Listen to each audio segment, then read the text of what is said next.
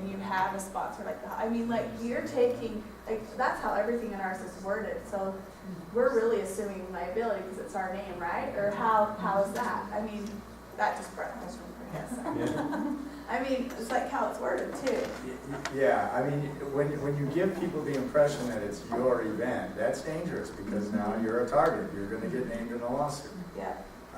So, again, it's as long as you understand what the relationship is and you protect the county to the greatest extent possible, that's what you're after. My thought is, and tell me what you think, is in that case, the waiver would be, you're signing this waiver, understanding that your baby's gonna come participate in this HCA event that's being held in our facility. Because you wanna use our facility, or you wanna let your child do a crawling race against other toddlers. Since you're gonna be on our property, our grounds, you need to sign this waiver. And somewhere in the waiver, we're acknowledging that the event is actually being run and conducted by this other entity. Okay. That's how I think we could, you know, Jody made a comment to me is I'd rather have a waiver in place and have to deal with making it clear and specific enough rather than not having anything in place. Just assume someone else. Yeah. So I wonder, like, as a county, like, everything at our fair is under the Joe County Fair. We don't have any outside, even the derby and everything, but we have a youth stampede, a rodeo, PRCA rodeo, that just uses our facility. Has nothing to do really with the county. I mean, I don't know, I guess we help them a little sometimes in different things, it's been for years, but, I mean, would we need a waiver from the rodeo? Like, I mean, have you heard about that from our county before? Oh, sure. And there where we're talking about other events, the thing that you want to do there is, again, you still have some exposure because they have the youth stampede, it's on your property, but they're renting from you your bleachers, right? That's part of the facility. Yes. What if your maintenance people didn't get all the nuts and bolts properly tightened on the bleachers and they collapse? Is that the youth stampedes? It really is. Should they have to pay for, if they're willing to indemnify and defend the county for any and all claims, including those that arise out of your negligence? Okay. I don't think you're going to get them to do that. I don't think it's fair to ask them to do that. Yeah. Quite frankly. I just don't know how that all, and then, you know, like, the county's somewhat involved, so we've been told the less involved kind of the better, you know, but then we had that championship derby that wanted to come to town that I'm sure you heard about too. And anyway, so. Yeah.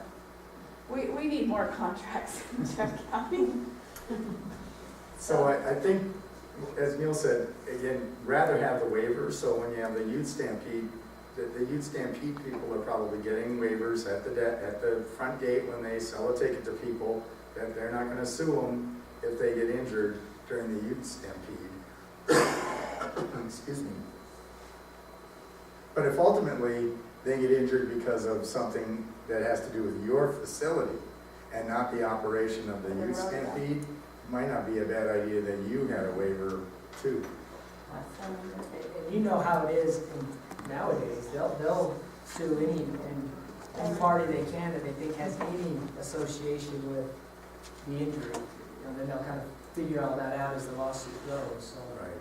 So you could either try and do a separate waiver, or again, depending on how comfortable your county attorney is with it, would be to require the youth stampede to include you in the hold harmless and indemnification waiver of the participants and the people that, you know, we know you're going to ask people to waive their right against you. Also include us in that, if you want, as part of our agreement. So I have a question about that liability fund. You said anybody who comes to participate in any way should sign that. Oh, where do you draw the line? Of course, not in Buxton, but what about Heidi? What about Client? What about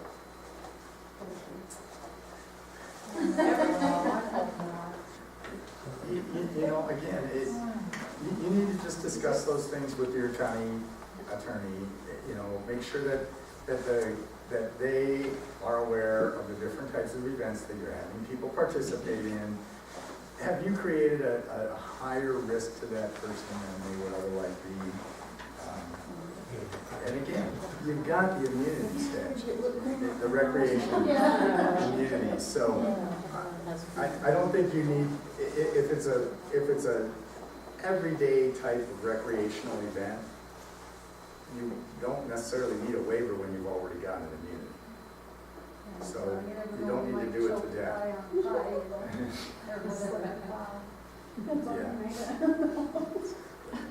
Well, would not the posting of some of the wordage cover some of that too?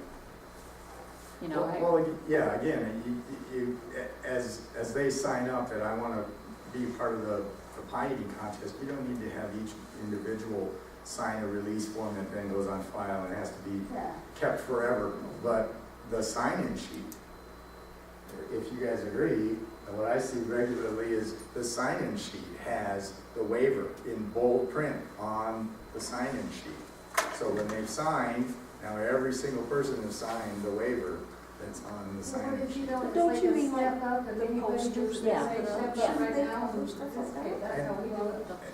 If you do it that way, then you just have to recognize that that's the risk that you take, is if they get injured doing something like that, and you don't have a specific immunity, you know, we'll defend you, we'll pay the claim. I'm not, again, I don't want to take away from the fair by over-wavering it that. Thank you. Thank you.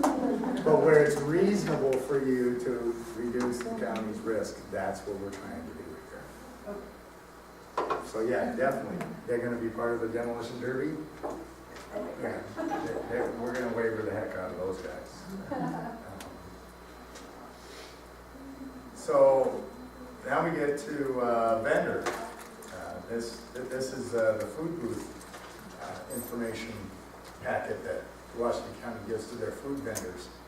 And you can see here again, one of the things I liked here that I see is missed sometimes is that they require that the food vendor get their permit to be temporarily selling food from the health department. Is everybody doing that? Because I know I go to a lot of conferences and stuff that people are handing out food at the conference and they don't have a food handler's permit. They're not following any of the food handler's requirements.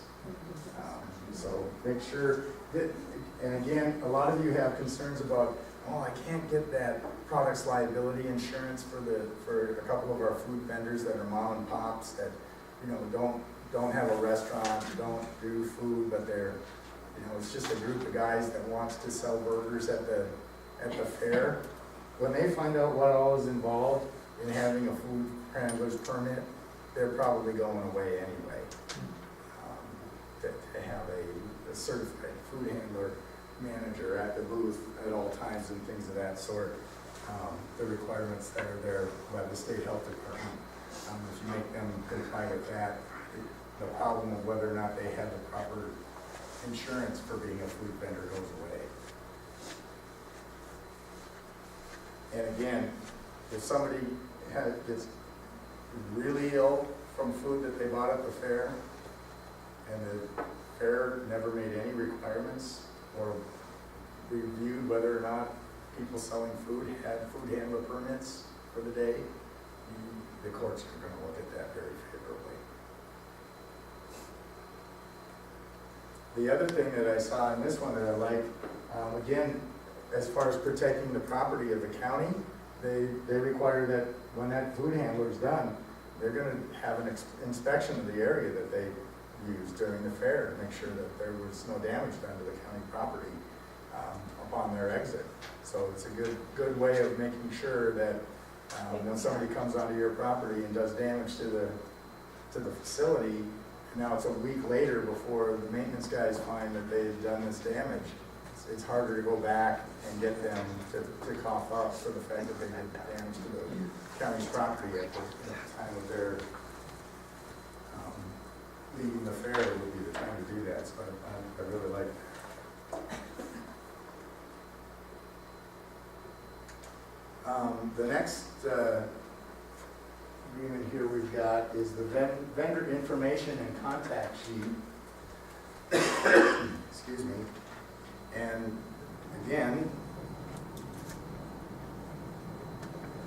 that one didn't include any of the language regarding waiver or anything of that sort. Excuse me. So again, my question is would this vendor form be used in conjunction with the earlier vendor contract, where you get the sign off on the identification and release? Or is this one used for one type of vendor, whereas the other one we saw was specifically for food vendors? This one is used in That is- conjunction with the food vendor, right? This is just like the last page of the food vendor. Okay. So they still sign on to the contract that they're providing this information as well, which is good.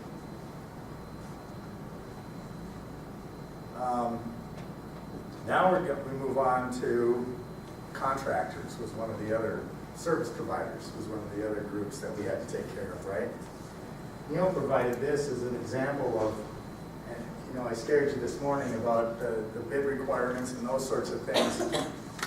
When you get into this situation where you've got a requirement that you're gonna have to bid out for a particular service, somebody's gonna set up all the staging and lighting for all the shows throughout the fair. You're gonna hire somebody to rent their equipment and have them set that up. It's a large enough contract that you need to go out for bid. Neil provided us with this example of a bid specification for a project there in Davis County, and you can see that over 12 pages. This is a pretty short, sweet, no extra garbage bid specification. But how many other documents do you guys have to deal with that are a dozen pages long? It's a lot of extra work for you guys. So as you sort that out, do that early, and if it's not something you're going to be able to handle this year, that's fine, but recognize that those types of purchases, these bid specifications need to be pretty detailed, because they all lead up to you first selecting the right person who's ultimately going to sign a contract with a lot of terms and conditions in it. If they're not aware of all the terms and conditions that they need to sign on to at this stage, it's going to be hard to get them to agree to it when you put the contract in front of them. And you've already selected. If they know ahead of time that Neil is going to require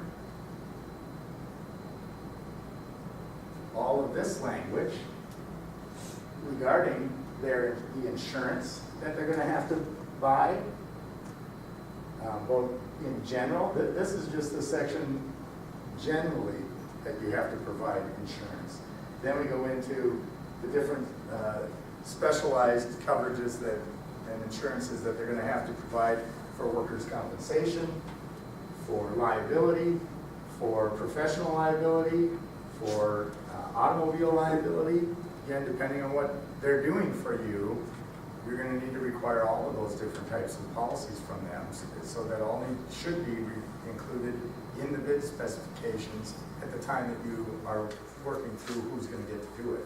Because believe me, a vendor who doesn't think they have to buy any of this, and they're out there, especially for you guys, Joe and Jim decide they want to bid on that staging contract, because they'll come into town here, rent all the equipment at X dollars, they'll go and set it up at your county fair for Y dollars, and they get to keep the difference,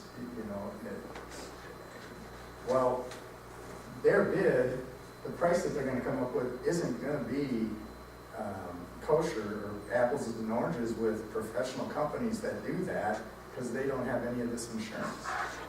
So be careful that you're not selecting